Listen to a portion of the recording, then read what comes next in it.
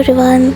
ඉතින් ඔන්න අද මම ඔයාලා එක්ක කරගෙන ආවේ හම්බන්තොට දිස්ත්‍රික්කයේ ඉන්න අපිට තියෙන එකම දියැල්ල වෙන සපුගහ දොළැල්ල බලන්න.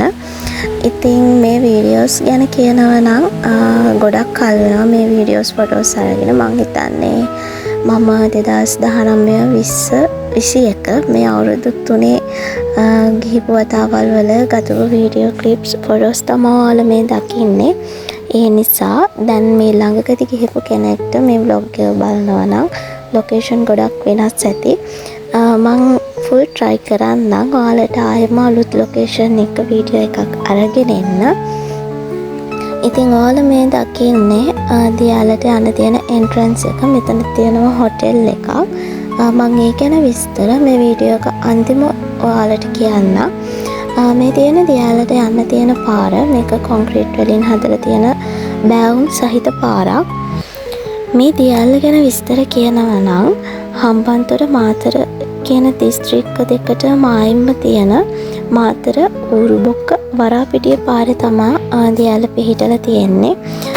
සිත්තම්ගල්ලෙන විහාරයට ආසන්නවම තමයි මේ දියාල්ල පිහිටලා තියෙන්නේ. වලස්මුල්ල ප්‍රාදේශීය ලේකම් කොට්ටාශයේ රන්මලේ කියන ප්‍රදේශයේ තමයි පිහිටලා තියෙන්නේ. එතකොට මේ දියැල්ලේ ජල පෝෂක ප්‍රදේශය ගැන කිව්වොත් රන්මල් කන්ද රක්ෂිතයෙන් තමයි ආරම්භ වෙනවා කියලා කියන්නේ. මේ දියැල්ල බලන්න එන කෙනෙක්ට වලස්මුල්ල වරාපිටිය පාරෙන් එන්න පුළුවන්. ආයම ඌරුබොක්ක නගරය හරහා එන්න පුළුවන්. ඉතින් මම ආවේ වලස්මුල්ල පාරෙන්. එතකොට මට දුර කිලෝමීටර් 15ක් වගේ තියෙන්නේ නැති.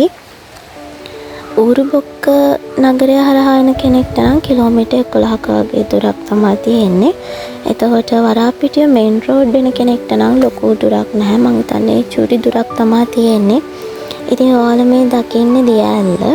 මේ දියැල්ල කොටස් දෙකකට තමයි ගලාගෙන යන්නේ.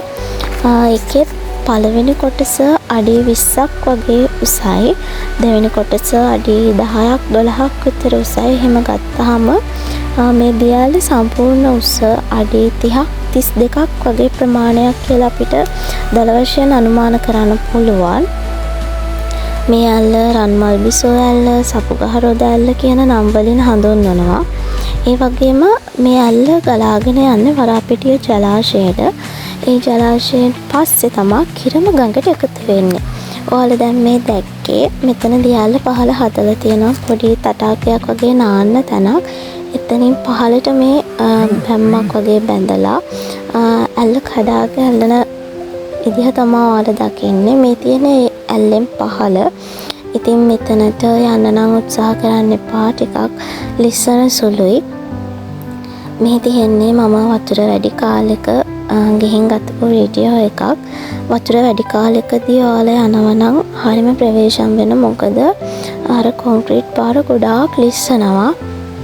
ගොඩක් දුරට ඇල්ලේ හිරිකඩ වදිනවා.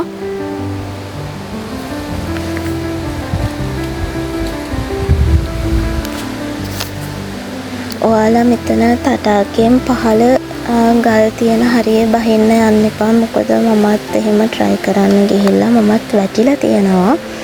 ඉතින් ගොඩක් ලිස්සන තැනක්.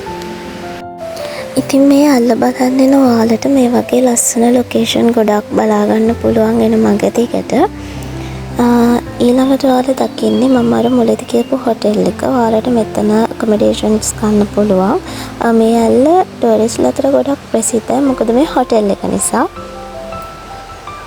ඉතින් මේ ඇල්ල බලන්න ඔයාලට අතරේ මතක් කරන්න ඕනි මේ පරිසරය කිසිම වෙලාවක අපවිත්‍ර කරන්න එපා. ඔයාලා කෑම බීම අරගෙන එනවා නම් ඒව කාලා පිළිවෙලුණාන් පස්සේ හැමදේම නැවත අරගෙන යන්න. මෙතන ඔයාලගේ මතක සටහන් විතරක් ඉතුරු කරගෙන.